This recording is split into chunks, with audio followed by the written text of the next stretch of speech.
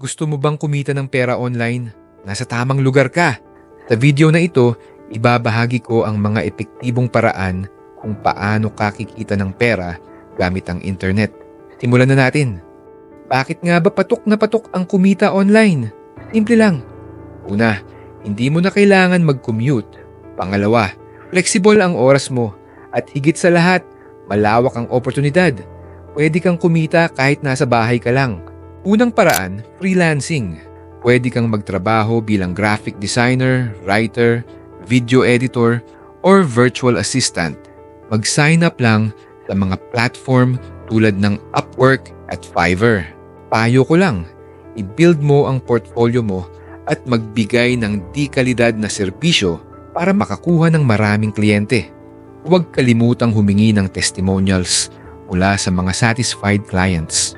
Pangalawa, online selling. Kung may talento ka sa paggawa ng mga produkto or may supplier ka ng murang items, subukan mong magbenta sa Shopee, Lazada, or Facebook Marketplace. Mag-focus sa magandang packaging, high-quality photos ng produkto at excellent customer service para makabenta ng mas marami. Pwede ka rin mag-offer ng discounts para maka-attract ng buyers. Pangatlo, content creation. Kung mahilig kang gumawa ng videos, mag-vlog sa YouTube. Kung magaling kang mag-edit ng litrato at videos, subukan ng Instagram or TikTok. Pag consistent ka at nakakuha ng maraming followers, pwede kang kumita mula sa ads, brand deals, at merchandise sales. Huwag kalimutang alamin ang mga trending topics para mas mapansin ang content mo. Pang-apat, magbenta ng online courses o digital products. Kung may expertise ka sa isang topic, i-share ito sa pamamagitan ng mga video lessons or e-books. May mga platform tulad ng Teachable at Gumroad na pwedeng makatulong sa pagbebenta ng courses mo. Make sure na comprehensive at engaging ang mga lessons para sulit ang bayad ng mga estudyante. Panglima, affiliate marketing. Mag-promote ka ng products o services ng ibang kumpanya at kumita sa bawat successful sale gamit ang referral link mo.